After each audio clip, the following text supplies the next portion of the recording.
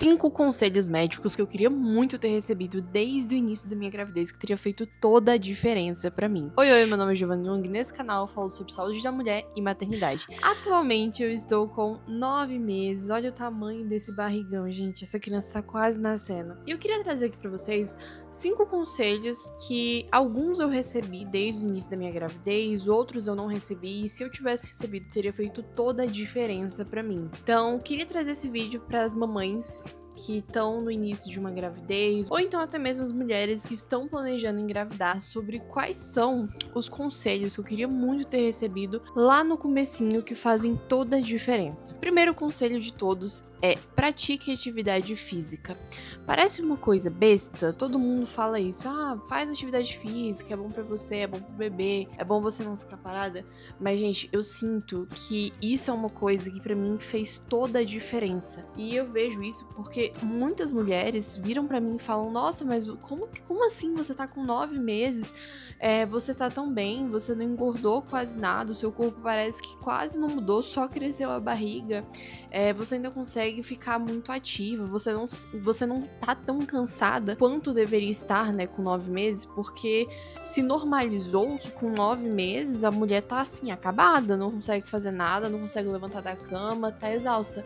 Mas, gente, isso não é o normal. Se você tem uma gravidez saudável, se você cuida do seu corpo durante a gravidez, você vai chegar no final da gravidez cansada, eu estou muito cansada, mas assim, não é nada fim de mundo que você não consiga fazer nada, não. Muitas vezes as mulheres que chegam no final de uma gravidez e estão realmente muito mal por conta de uma falta de condicionamento físico, então elas simplesmente não tentaram cuidar, praticar alguma atividade física durante a gravidez, mesmo que seja uma fase difícil. Então, qual que é a minha sugestão pra você? Se você é uma mulher que já praticava atividade física antes da gravidez, ótimo, isso é uma coisa muito boa, inclusive vai ajudar na sua recuperação pós-parto, vai ajudar o seu corpo a voltar mais rápido depois do parto, então isso é uma coisa muito positiva. Agora, se você é uma mulher que não fazia nada antes da gravidez, conversa com o seu médico para você começar a fazer alguma coisa, nem que seja uma caminhada, um alongamento, exercício mais leve, mas isso te ajuda muito, porque você vai ver que lá no final da gravidez, quando você estiver com 8, 9 meses, o seu corpo vai estar muito limitado. Então, assim, você sente que os seus movimentos estão muito limitados. E se você já vem de um histórico que você se alonga frequentemente, faz exercícios físicos, você vai ver que você vai se sentir muito mais disposta. Essa é a minha sugestão pra você. E claro, se você já fazia exercício antes, você vai continuar fazendo, conversando com seu médico, é claro. Se você não tiver nenhuma comorbidade, alguma coisa que te impeça de praticar atividade física, mas no geral não tem muitas contraindicações pra isso no início de uma gravidez. Então, enfim, atividade física é fundamental. Além da academia que eu falei pra vocês, essa questão de alongamento, essa questão de fazer uma caminhada, outra coisa fundamental, que inclusive eu até demorei pra começar a fazer, que eu queria dar uma dica pra vocês, é fisioterapia pélvica. Gente, façam fisioterapia pélvica. Sabe por quê? Porque vai chegar uma fase do seu corpo, quando o seu bebê já tá grande, o seu útero já tá muito grande, ele tá começando a se encaixar, que você vai sentir muitas dores na sua pelve. E comigo foi assim, uma coisa da noite pro dia. Em um dia eu não tinha nada assim na minha pelve, era uma dorzinha ou outra de vez em quando, mas da noite pro dia eu comecei a sentir muita dor, como se a minha pelve estivesse abrindo. E se eu tivesse começado a fazer fisioterapia pélvica antes disso acontecer, eu tenho certeza que não teria chegado a esse ponto de eu sentir tanta dor assim. Porque a fisioterapia pélvica, ela vai te ajudar justamente com isso, ela também te ajuda a ter um trabalho de parto melhor, então você vai aprender alguns exercícios que você pode fazer para você conseguir saber qual que é a força que você tem que fazer na hora que você estiver no expulsivo, né, na hora que você for expulsar o bebê. Inclusive, uma coisa muito legal na fisioterapia pélvica é que você aprende meio que como que você pode parir, qual que é a força que você tem que fazer, e eles têm um exercício que é com um balão, então introduz um balão inflável dentro de você, a fisioterapeuta ela vai inflando até onde você consegue, e a partir disso ela vai te ensinando algumas técnicas para você conseguir entender como que o seu corpo prefere fazer a força, qual que é a posição que fica melhor para você, técnicas de respiração. Então, gente, isso é uma coisa que vem me ajudando demais. Assim, eu ainda não parei para dizer para vocês se isso realmente me ajudou na hora do parto normal, que é o que eu quero, mas todo mundo fala que ajuda muito, muito, muito, e eu já venho sentindo isso, sabe? Eu sei que eu consigo consigo controlar melhor minha respiração. Eu já aprendi algumas técnicas que eu sei que, assim, me relaxam mais, que isso é fundamental na hora de um parto, você estar mais relaxada. E como que eu venho dividindo o meu treino atualmente, né? Atualmente eu faço mais ou menos 1 hora de exercício físico por dia, 6 vezes na semana, às vezes 5. Nesse finalzinho, eu tô fazendo até menos, assim, umas 4, 5 vezes, porque eu tô com muita coisa pra resolver, então, assim, fazer exercício físico na academia não é tão prioridade. Mas uma coisa que eu fiz é comprar bola de pilates, inclusive outra dica maravilhosa, assim, pra você. Se eu puder te dar uma dica, compra bola de pilates, sabe? Assim, no começo você não vai precisar não, é mais pra quando você tiver com uns 7, 8 meses, a barriga crescendo, começar a dor nas costas, bola de pilates ajuda demais, porque vai te ajudar a ter mais mobilidade na pelve, com isso vai aliviar muito a sua lombar. Gente, eu passo, assim, mais de 1 hora por dia em cima da bola de pilates e é maravilhoso. Sério, tem exercício que você faz também pra ajudar a encaixar o bebê. Então fica a sugestão pra vocês. Mas como que eu tô dividindo o meu treino atualmente, né? Eu faço mais ou menos 1 hora de academia. Eu tô dividindo assim, 15 minutos de cardio, ou seja, 15 minutos de caminhada, uma caminhada leve, tá bom? E a questão é, você tem que conseguir conversar ainda durante essa caminhada. Não é pra você chegar no final da caminhada e você tá assim, ai meu Deus, eu não consegui falar, completamente ofegante. Não, não é isso, não tá certo isso. Então eu tô fazendo 15 minutos de caminhada, 15 minutos de alongamento e os 30 minutos fazendo exercício mesmo de musculação, né? Então eu alterno. Um dia eu faço superior, costas, braço, e outro eu faço inferior. Então é basicamente essa divisão, mas enfim, se você tiver um personal ou alguém para dividir o seu treino, vai ser até melhor para você. Agora vamos para a segunda dica que eu queria muito ter ouvido desde o início da minha gravidez, que é: cuide muito bem da sua alimentação, mas também não precisa de neurose, tá?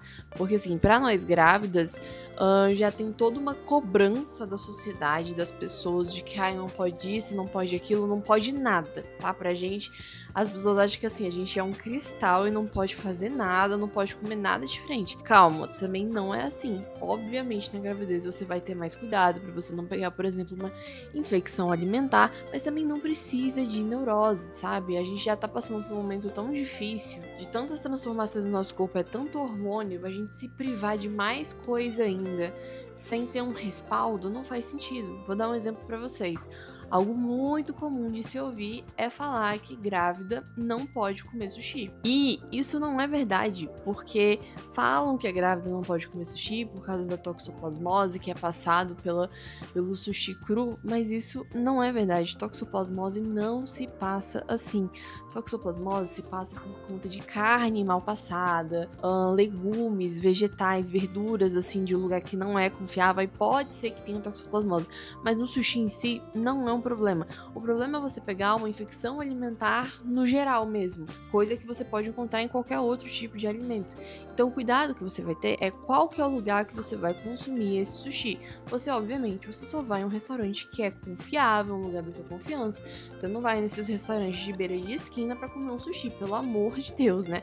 Mas o que eu tô querendo dizer pra vocês é, não precisa de neurose, sabe? Converse com o seu médico sobre isso.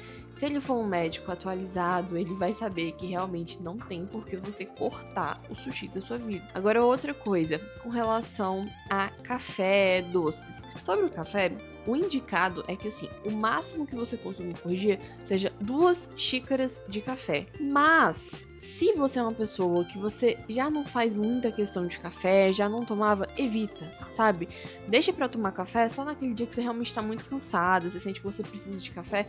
Não torna isso um hábito pra você, porque realmente o café já é uma coisa que é comprovada que quando você toma, tende a aumentar a frequência cardíaca do seu bebê.